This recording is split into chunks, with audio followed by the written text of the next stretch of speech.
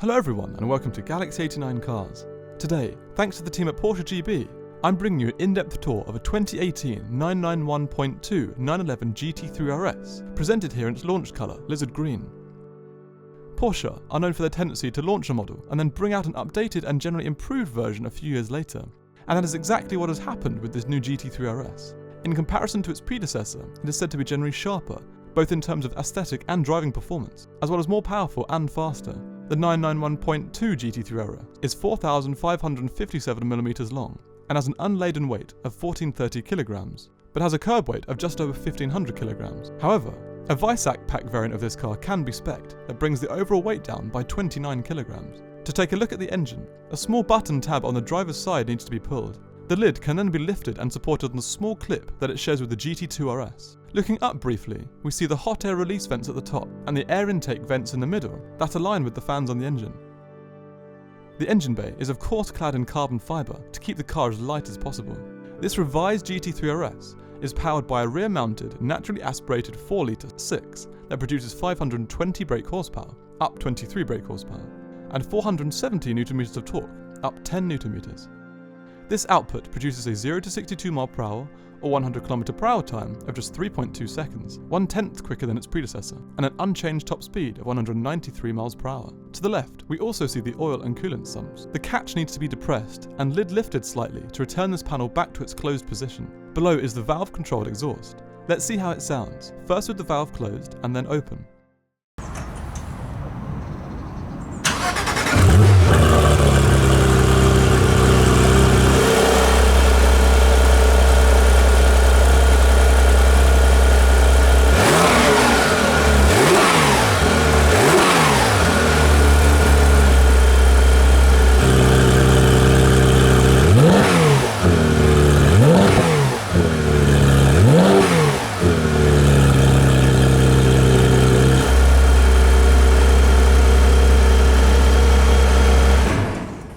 The car sits on these lightweight forged alloy centre-locking wheels, here painted in the optional satin black. They are 20 inches at the front and 21 inches and dished at the rear, and are also 100 grams lighter per wheel.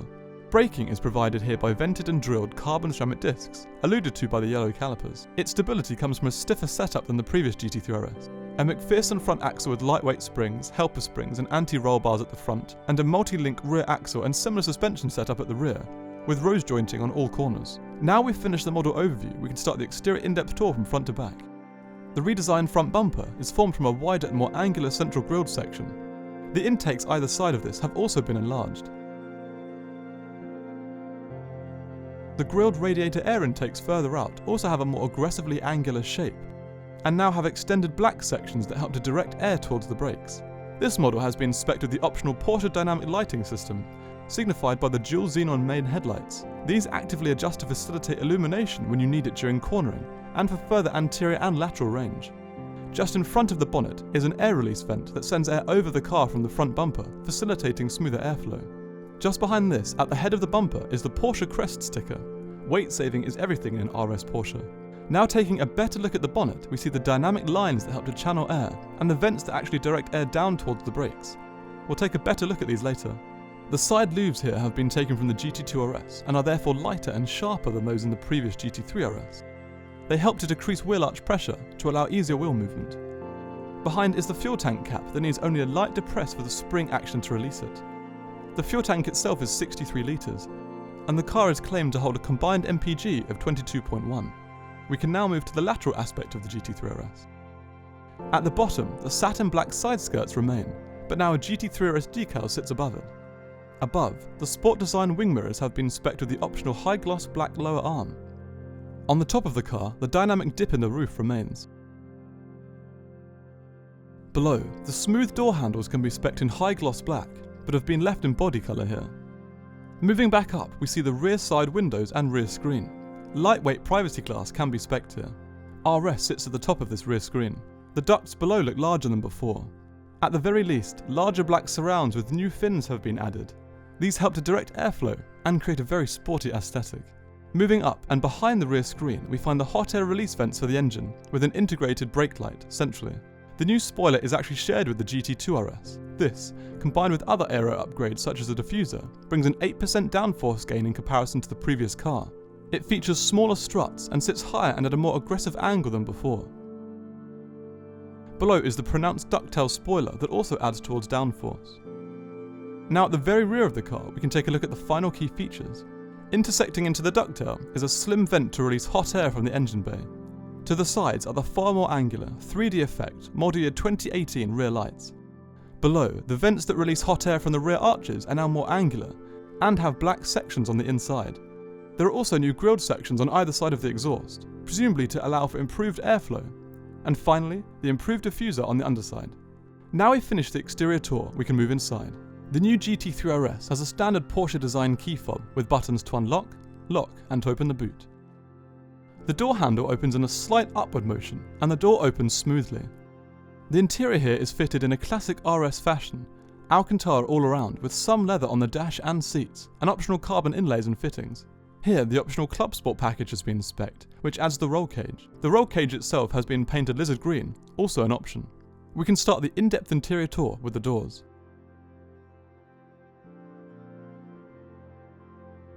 They are topped with leather and contrast lizard green stitching, with a secondary section below running to a side impact airbag.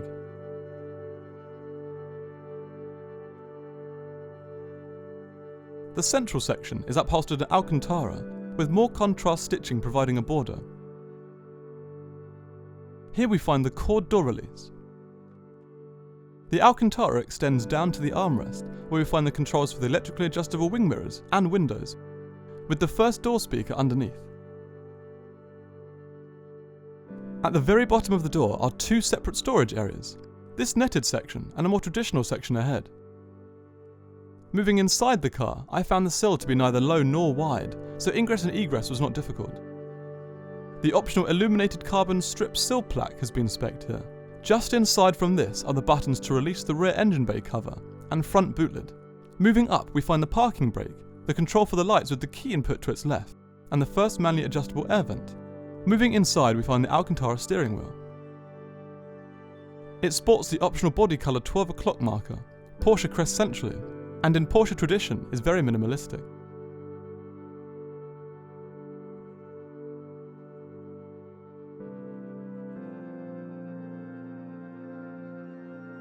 To see the screen and instrument start sequence, we must insert the key and turn it once to the right to turn on the ignition.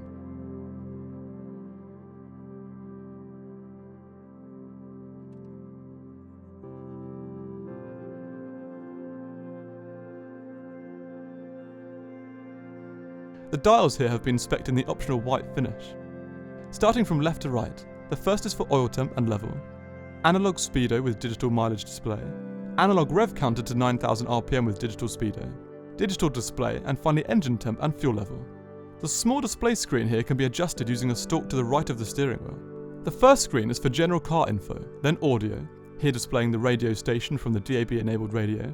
Phone connectivity information is next, then sat-nav where a 3D view can be entered and options for quick-nav can be accessed. The trip is next where 3 different setups can be viewed. Tyre pressure monitor or TPM comes after, then sport chrono, G-meter, and finally the performance meter, where the user can choose between torque or power.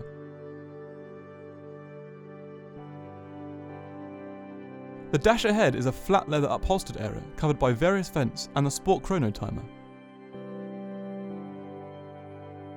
The optional chrono timing package has been selected here and also spec'd in the optional white to match the driver dials. Lap times can be timed here. Below this we find 2 manually adjustable air vents. These painted air vents are an £806 option. Next is the new touchscreen system with Apple CarPlay. Controls for the DAB digital radio are first. The station icons are easy to swipe through, and the screen is responsive. The volume can be adjusted by twisting the control to the left. Media from aux and USB connectivity is next. Then phone connectivity. Then nav, which can be used separately from map to select previous journeys or enter new destinations easily. The map itself is next, which is fairly responsive and accurate. It can be manually zoomed in and out of, with manual destination entry via fingertip press. Car comes after, which provides info for extended trip information, the digital stop clock timer that is synced to the analog timer, and finally setup. Now moving to the physical controls under the screen, we first find the CD player and volume controls, followed by quick access controls for the infotainment system. Under these we have controls for demist, heating and ventilation. With the small digital screen centrally that display temperatures for the automatic dual zone system. This system can be replaced by the more simplistic heating and ventilation system to save even more weight. Next is the Pdk Shifter for the 7-speed double clutch transmission. This can be left in auto mode, or placed to the left for manual shifting here, or at the paddles behind the wheel. It has been spec'd with the optional green finish. Behind is the drive control panel. The button for hazard lights is first, then lock, Pdk Sport for quicker gear shifting, the sports transmission setting, ESC off, ESC and traction control off, and finally the button to open or close the exhaust valves. A front axle lift can also be spec'd with the button found here. Behind this panel is a small rubber-lined storage area. Last on the central column is this Alcantara-lined armrest, with the Porsche crest embossed on the top. It can be opened by depressing the latch on the side. Inside is a USB input and wireless phone charging station. The carbon fibre, reinforced plastic, full 918 style bucket seats have been chosen in this model, with GT3 RS embroidered onto the headrest.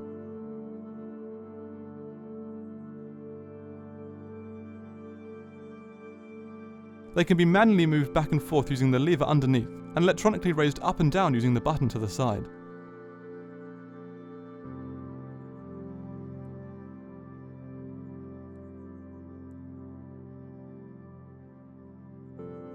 The buckle for the seatbelt is presented through the side of the bucket seat. Behind is the optional lizard green roll cage with empty rear seat moulds.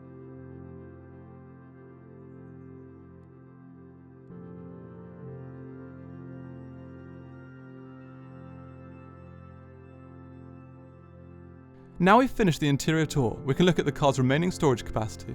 On the passenger side, we find a small cover that conceals 2 spring-loaded cup holders.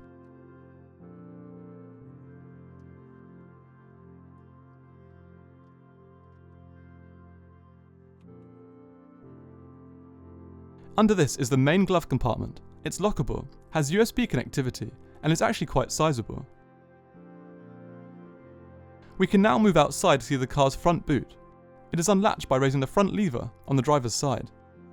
There is a small catch that needs to be pushed to the right to finally release the boot lid, which is supported by 2 struts. The front boot here has a max capacity of 125 litres and comes with a warning triangle.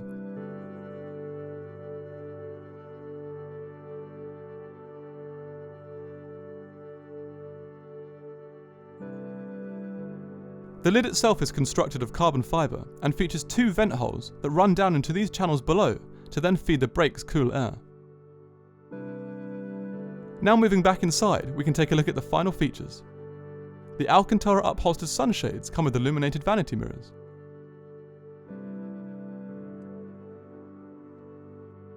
Centrally, there are 2 white LED reading lights with the auto-dimming rearview mirror ahead. So that concludes my in-depth tour of the all-new 991.2 GT3 RS. Thank you again to Porsche GB. Please find all their contact details in the description of the video. Please subscribe for the latest content, and until next time, thanks for watching.